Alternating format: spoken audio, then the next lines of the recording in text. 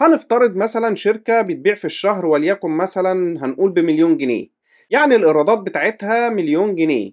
الشركة دي طبعا بتشتري بضاعة. هنفترض الحاجة اللي هم بيشتروها ب70 بيبيعوها مثلا ب100 جنيه. لو افترضنا إن هم باعوا بضاعة ب700,000 جنيه، الشركة كده هتبقى عملت أرباح ب300,000 جنيه، وده اسمه إجمالي الربح. هنفترض إن الشركة دي صرفت 250,000 جنيه اللي هي مصاريف بقى وتكاليف مرتبات والحاجات دي، فالربح الصافي بتاعها هيكون كام؟ 50,000 جنيه. طيب كده تمام؟ تمام. عايزين بقى نشوف إزاي مجرد تغيير بسيط في السعر هيأثر معانا في الربح بشكل كبير. لو أنا قلت لك إني هرفع السعر للمنتج اللي بتبيعه الشركة دي وليكن 5%، الأرباح بتاعت الشركة هتزيد كام في المية؟ ده سؤال ليك، فكر فيه وقول لي هتزيد كام في المية. معاك مثلا 3 ثواني. أكيد طبعا بعد تفكير هتقول لي الطبيعي والمنطقي إن لو السعر زاد 5% يبقى الربح أكيد هيزيد برضه 5%.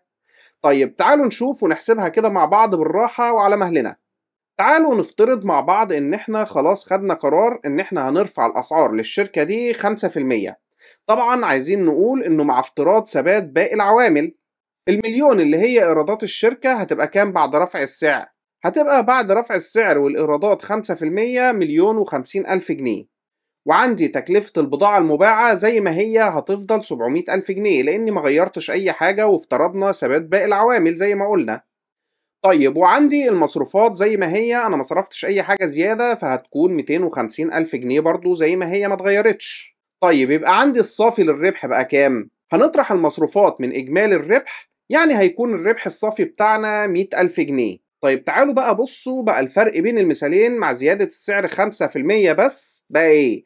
ال50 اللي هي الربح الصافي بتاعي في المثال الأول بقت كام في المثال التاني؟ بقت 100,000 جنيه، يعني زادت بنسبة 100%. مع إن أنا زودت السعر 5% بس، لكن فرق الأرباح زاد معايا للضعف.